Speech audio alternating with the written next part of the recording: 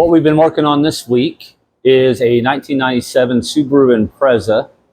This is a stage rally car that has been active since 2018 up till last year, 2024.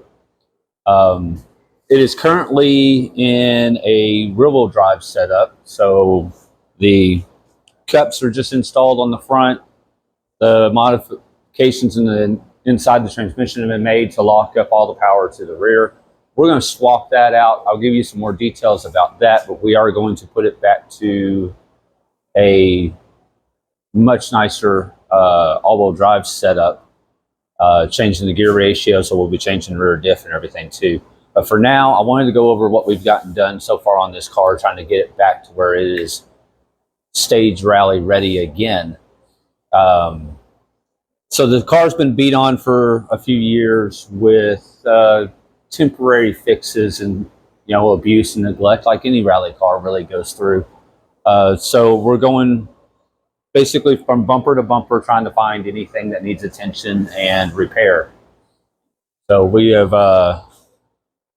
started with just getting it clean, pressure wash the whole thing, look it over, drive it. It was running and driving. Knew a few things, like the power steering isn't working, even though it's got a new pump, new line, so we suspect there's something wrong with the rack or a blockage in the flow. So we're going to tear that open, look that over. Obviously transmission, we knew about that. When we knew the body was a little beat up, but when we started pulling the panels, like the bumpers, the fenders, we started realizing this car's a little bit more beat up than we expected. Some of it from rust, some of it from wrecks, some of it from, minor incidents of hitting things, jumping, stuff like that, which you expect with the rally car. So we will fix those things. And I'm just going to go ahead and go over the things that we have found. So we'll start at the front. You'll see where both of the frame rails and the frame horns up front are a bit beat up. I'm sure this car has been hit on both sides in the ditches or something of the sort a couple of times. And we're going to straighten that out, try to keep all the original sheet metal. There's really no reason we can't. We'll probably reinforce it up here. Really all it needs to do is just hold the fender. What does need attention is right here at the strut towers. The seams have been repaired and welded before, and they've added a flat stock brace right here and seam welded it here.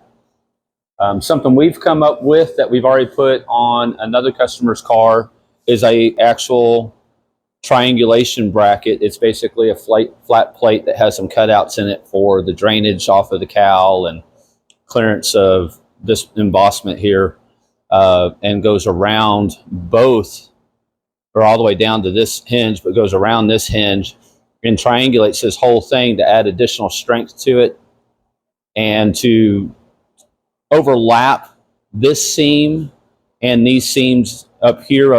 We put a plate here and a plate down on bottom to really kind of box this in and strengthen it, but not go any further than the strut tower itself, so you don't lose the crumple zone on the front end. Because you really need to have that. If you do hit anything or go into a ditch or hit a tree, you have to have some energy absorption, but you don't necessarily want to go any further than here and into the passenger compartment. So we don't extend anything beyond that. But we'll have these cut and fitted to this, which will strengthen this whole area out, which is obviously weakened and it needs it. And continuing from back here down the side of the car, it's not so really an issue on this front rocker area as much as we'll get to the back, and I'll show you that in a second. But rust and rot and it being bent and banged up, jacked up, literally with jacks. The rockers are beat up and rotted out on the back corners. So what we'll do, following other people's leads that they've done on their rally cars, is put some 3x3 angle there. Acts as a couple of good things. One, it's a good place to put your stands, so you can put your holes for your stands. so we can actually get the car up instead of having to use the regular Harbor Freight 6-ton jack stands. You can actually use pin stands.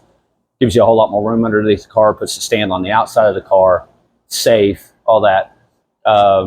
It also acts kind of like a rock slider, like you'd see on a off-road truck, rock crawler or something. So if you do hit something or go off into some terrain, it's going to slide on that, and versus bending up and beating up the rocker. It's also going to add strength because you have your roll cage to really stiffen and straighten the car, but it's still tied to the factory frame rail, which is this rocker area, really, which is made of just multi-layered sheet metal. And the boxes that the roll cage sit on, that's really all they're attached to. So if you stiffen that and strengthen that, now you have allowed the bottom of the car to be straight line reinforced. And even if anything wants to move or flex or bend or get hit, it's got to go through a very hefty piece of angle iron that will help allow a lot. So there's a bunch of benefits to it. We'll do that on this one. While we're still here up at the front of the car, though, there's kind of obvious that we got a lot of wiring hanging out. This has been beat up, I'm sure, from things getting hit up in the fender liner where this harness runs. The harness has been damaged. It's been added onto, I'm sure, for lighting, fans, and all other kinds of stuff, and we're going to straighten that out. The harness has been swapped out for a different harness. This is, I forget what year, but it's a WRX harness. And it's got different coils and injectors and stuff like that in it. So we're going to tidy that up. It's in really rough condition and was not secured properly at all. Just kind of laid in there. So we're going to route that properly, reroute a lot of this so it's not in the fender well, and get it to where it's not a hazard of if you run over something that's going to take out the wire harness, or if your harness comes loose and falls down, it's not going to get drug or caught on something, or a connection is going to come loose just because it's not secure. So a lot of those things go to the idea of, it's in order to win, you got to finish, and in order to finish, it's got to be reliable. So up front, we'll take care of things like that, along with looking for hoses, wiring connections, anything that needs replacement, repair. We just go over everything with a fine-tooth comb, make sure it's secure, make sure it's in really good condition, known to be reliable. We'll check, obviously, belts, timing, leaks, stuff like that. In reality, this motor's been built, a couple years ago. It's in really, really good condition, and we don't see too much with the motor as much as is just outside the motor. So we're wanting to do things with the harness, fix a couple of leaks, like there was a couple of coolant leaks, and secure everything and route it in a better, safer manner, which will be beneficial for this actually completing, stage rally reliably. So, all right, I'm going to move the camera and show you guys the back of the car. Okay, now we're going to look at the back of the car, starting where we left off, which was the rockers. Like I had mentioned before, what we have here is an issue with the rockers just being rotted out and rusted. And that kind of continues up into the door jamb itself and the fender and the rear quarter area. With this being on both sides repaired before, someone had cut out and laid in another fender on both sides. And the problem that we have with that is that it wasn't really done properly. It most definitely has no strength to it because everything was just kind of butt welded and seam welded with no reinforcement. And as much as this car sees action like airborne, landing hard, stuff like that, this is getting a lot of abuse, and it was really starting to come apart. The actual fender seam here was just rolled over and pinched, and then they used like bolt-on fender flares to just kind of conceal and hide the roughness, the ugliness of it. So we're actually going to straighten this out and reinforce it on the back side and just kind of get the body to look nice and smooth again, and give it just a basic paint on it, just race quality paint job. But to deal with the rust specifically where it matters, so like in this bottom quarter here and up where the strut tower is, which it does have a strut tower reinforcement plate, which is not welded on the backside at all and very poorly welded on the front, that those plates need to be better installed, better welded. And then so we'll do that back up on top of that strut tower, and then we're going to tie that into the roll cage framework to better strengthen it, and also put a plate on the bottom side so it sandwiches it in better. So you'll have actually 2 layers of plate there, along with just the factory sheet metal, which really isn't going to be a whole lot left there. So we've got to reinforce that and then tie that in. And while we're speaking about the, kind of getting off of this, the roll cage, we are going to add some to the back of the roll cage. One, because of safety. I don't believe that it, even though it might be, legal as it is, it's not the safest design on the back half of it. The front half of it, although I questioned some of the welds and design work specifically around the blocks that the cage sits on, they're okay. And they are obviously fine and legal the way they are. Is it our quality of work? No, but there's no reason for us to redo it. But on the back, mostly because of safety and also for stiffening and reinforcing the rear end of the car, I want to add a few bars to the backside. I say a few, so that's only 3, so a handful.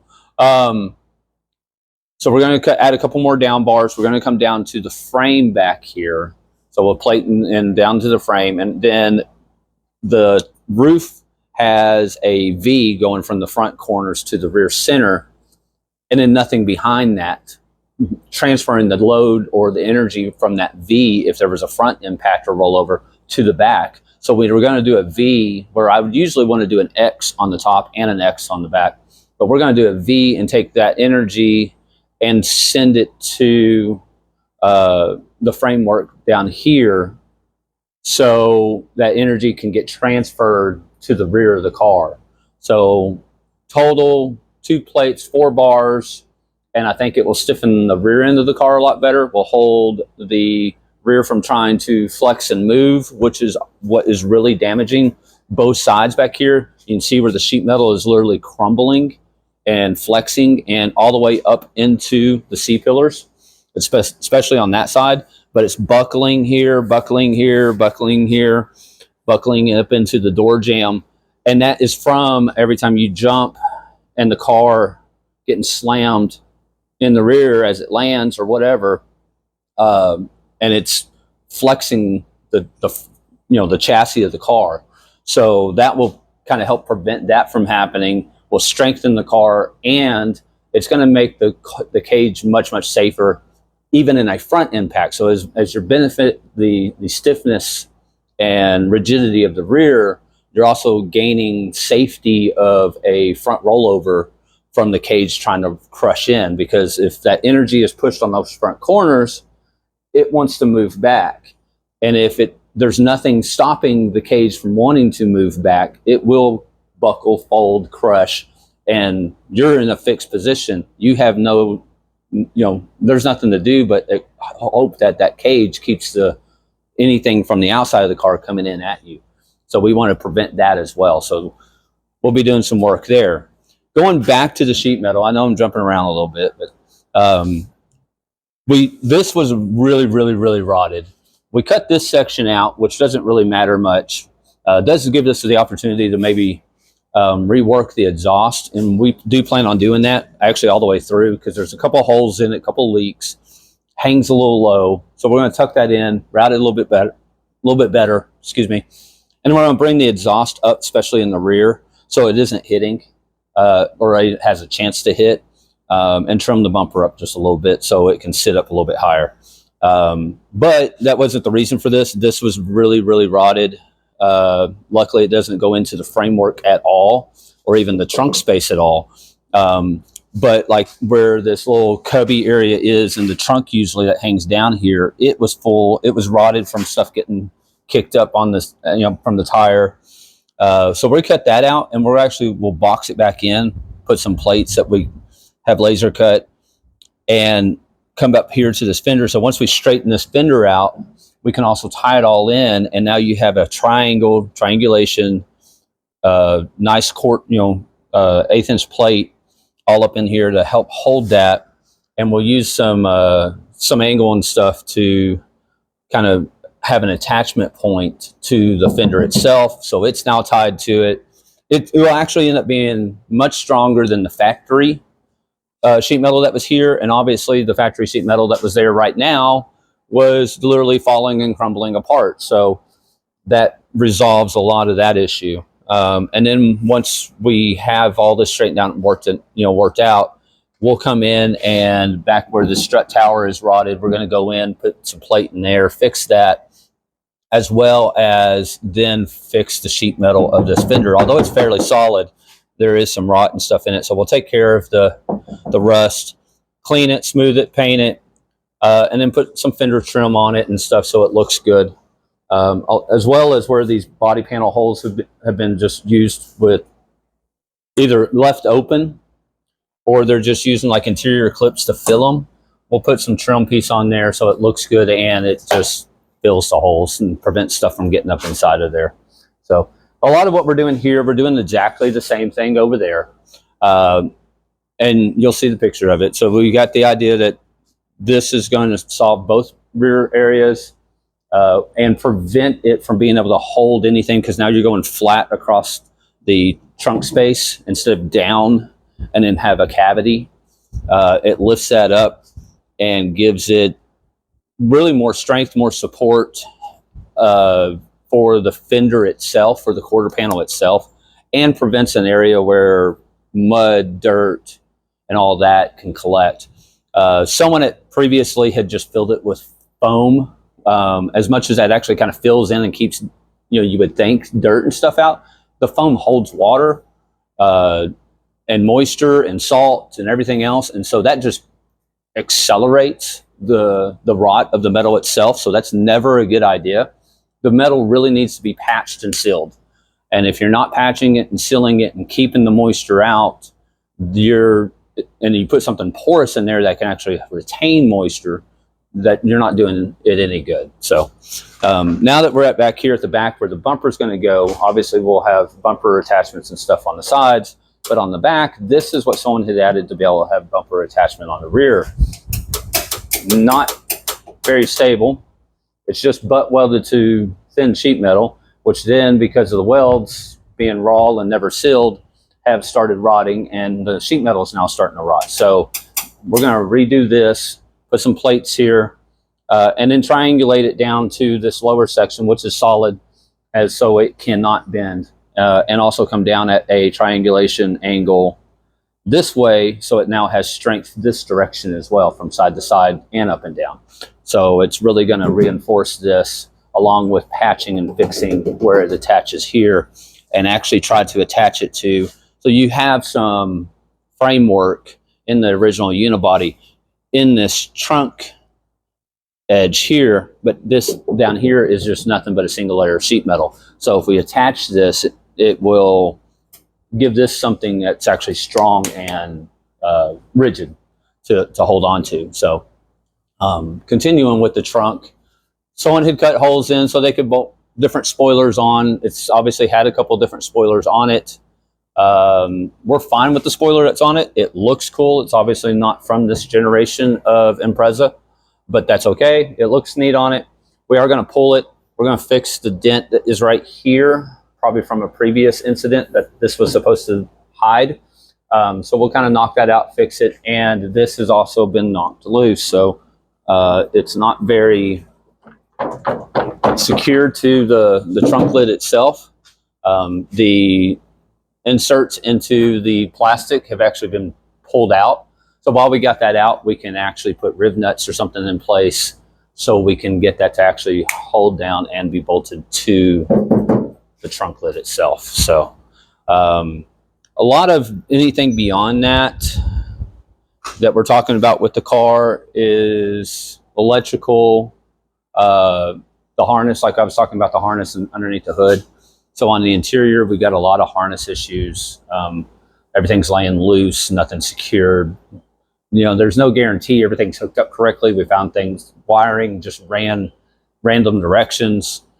So we're going to redo that, secure it, get rid of a lot of the unnecessary crap that's just kind of been left behind, and make that safe, reliable, you know, that kind of thing. So like I was talking about before, even the ECU is just kind of laid in the dash. It's not mounted in any way. We also found that both the fire extinguishers were out of date, so we'll update those. The belts still have a couple of years left on them, so they're good. And the windows.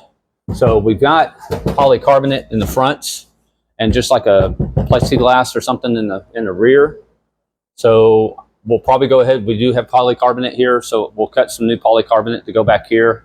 The mounting framework is decent. The problem that it does have with the design of it is that the tabs where the glass mounts, it's just welded to the inside of it and not flush with the front side. So when you bolt it down, it hits the frame rod, but it doesn't, it pulls on where the screw is actually trying to hold it because there's still a gap.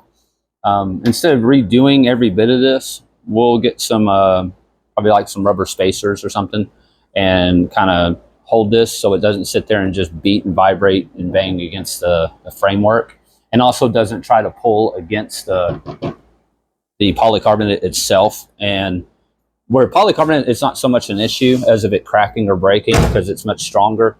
The plexi back here on these back windows have started cracking, splitting, and breaking because the screws alone are pulling. Plus, this is not, I mean, I'm hitting it and it's just breaking. It's not very strong. It's very flimsy. The polycarbonate is much better versus, you can tell the difference. It's breaking with me just pushing on it. So I say pushing, I'm giving it a little bit of a hit, but it shouldn't break like that. You don't want it breaking like that. So that's where we're at with all the body work. Like I said, mechanically, the car stops, runs, drives. The steering was a little bit of an issue, but we'll solve that. Transmission we know about, so we're upgrading the transmission and upgrading the rear diff. I just want to go through the whole car and make sure everything is solid, reliable, safe, and ready to actually put it through its paces and run it hard. And that's what we're doing. And in the meantime, we're also going to, we won't get rid of all the green, but we are going to go with like maybe a two-tone with the black, because since we are doing some body work back here, we're going to have to cover that. And instead of trying to match the green and knowing very well it's going to get a whole bunch of decals and stuff like that, it's a race car. We won't repaint the whole car, but we may throw a, you know, maybe a two-tone something at it or something like that. Make sure it runs and drives reliably, fast, and hopefully a class winner. This thing has been on podium multiple times, so we know the car is very capable. We just want to make sure that it still is and that it's going to be able to do it again. So that's where we're at. I'll give you another update. We'll do this weekly and kind of share what we've done throughout the week on the projects that we're working with. Not just this one, but this is the one that we're really kind of starting with doing this on. A lot going on outside of even the customer work that we do. So the projects we're really going to share throughout the week. I do like a end of the week update and show you what we've done, what progress we've made, and where we're headed with it. And that way you guys can keep up, follow, and be a part of the action. Thank you, and we'll see you next week.